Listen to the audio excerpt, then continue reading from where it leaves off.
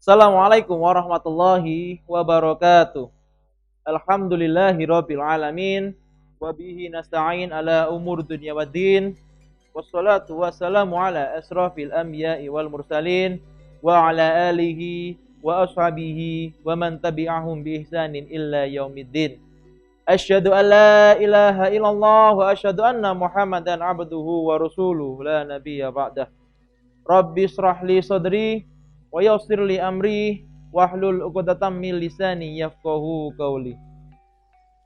Pertama-tama, marilah kita panjatkan puja dan bersyukur kita kehadirat Allah Subhanahu wa taala karena atas rahmat dan limpahan inayahnya sehingga kita bisa bertemu kembali di bulan suci Ramadan ini, di bulan yang penuh berkah ini dengan keadaan sehat walafiat tanpa kurang suatu apapun. Dua kalinya sholawat salam tak lupa kita haturkan kepada junjungan besar Nabi kita Muhammad Sallallahu Alaihi Wasallam, karena beliaulah kita sudah diarahkan dari zaman yang gelap gulita menuju zaman yang terang benderang, yakni adinul Islam. Para penonton channel YouTube setia SD Mumtaz yang dimulaikan Allah Subhanahu wa taala, izinkan saya kali ini akan memberikan suatu informasi atau suatu pengetahuan tentang berfastabiqul khairat di kehidupan sehari-hari. Sebelumnya, kita harus tahu dulu apa sih fastabiqul khairat itu. Fastabiqul khairat itu adalah memiliki arti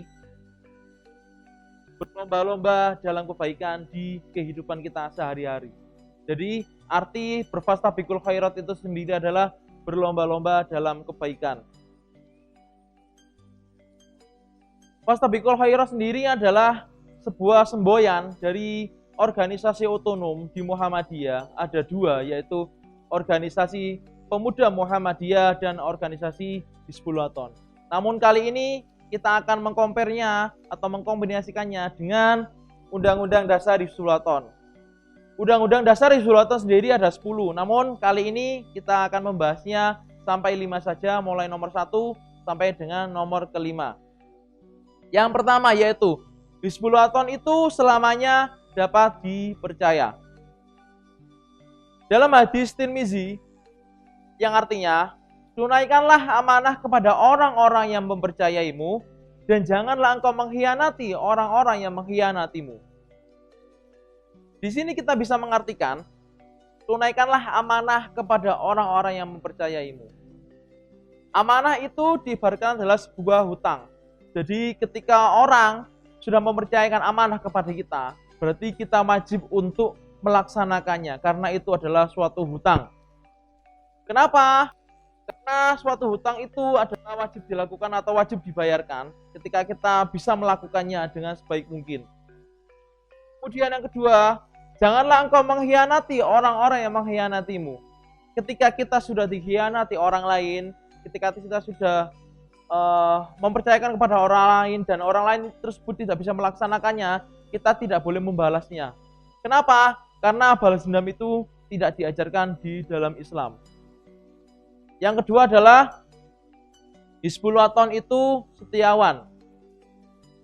Dalam surat Al-Hujurat ayat 10 yang berbunyi, A'udzubillahi minasyaitonirrajim, Bismillahirrahmanirrahim. Innamal mu'minuna ikhwanun fa aslihu bainal akhawaikum wattaqullaha la'allakum turhamun. Yang artinya, sebenarnya orang-orang yang beriman adalah mereka yang bersaudara. Maka damaikanlah di antara kedua saudara kamu yang bertingkah dan bertakwalah kepada Allah supaya kamu memperolehkan rahmat dari Allah Subhanahu wa taala. Dari surat Al-Hujurat ini sudah digambarkan juga kita harus bagaimana terhadap tetangga-tetangga kita, terhadap saudara-saudara kita. Bagaimana kita harus mempererat tali silaturahim. Karena orang yang beriman itu adalah mereka yang bersaudara di antara yang lain. Maka ketika kita melihat saudara-saudara kita, tetangga-tetangga kita, ketika ada masalah atau sedang bertikai, kita wajib untuk merelainya dan meluruskan kembali agar bersaudara kembali seperti sedia kala. Yang ketiga, Hizbul Wathon itu selalu siap menolong dan wajib berjasa. Dalam surat Al-Maidah ayat kedua, wala ta'awanu 'alal ismi wal 'udwan wattaqullah innallaha syadidul 'iqab. Yang artinya, saling menolonglah kamu dalam melakukan kebajikan dan takwa. Dan jangan saling menolonglah pada perbuatan yang dosa atau permusuhan. Bertakwalah kepada Allah, sebenarnya siksaan Allah itu sangatlah pedih. Di surat Al-Maidah ini Allah sudah mengingatkan kepada kita, saling tolong menolonglah kamu dalam suatu kebaikan, dalam suatu takwa. Jadi kita disuruh oleh Allah Subhanahu wa taala menolonglah kamu dalam suatu kebaikan, apalagi untuk tetangga kamu, saudara-saudara kamu, teman-teman kamu. Itu wajib kita harus bisa untuk melakukan saling tolong menolong dalam kebaikan. Dan janganlah saling menolong kamu pada perbuatan yang dosa dan permusuhan. Di sini Allah juga melarang dengan tegas kita untuk saling tolong menolong dalam suatu hal yang buruk atau suatu hal yang dosa atau suatu hal permusuhan, karena Allah sangat tidak menyukainya. Dan di sini Allah mempertegas, bertakwalah kamu kepada Allah, sebenarnya siksaan Allah itu sangatlah pedih.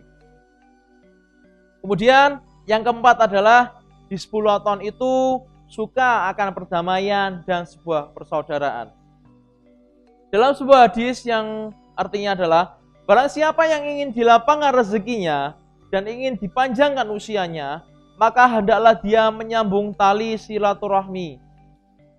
Dari hadis ini juga kita bisa ambil kesimpulan bahwasanya silaturahmi ini adalah ladang atau lahan kita untuk bisa mendapatkan, dilapangkan rezekinya oleh Allah Subhanahu wa taala dan dipanjangkan oleh usianya oleh Allah Subhanahu wa taala. Maka kita wajib untuk bersilaturahmi kepada seluruh tetangga kita, sebelah kanan kiri, depan belakang, saudara-saudara kita, teman-teman kita, karena Allah sudah menjanjikannya.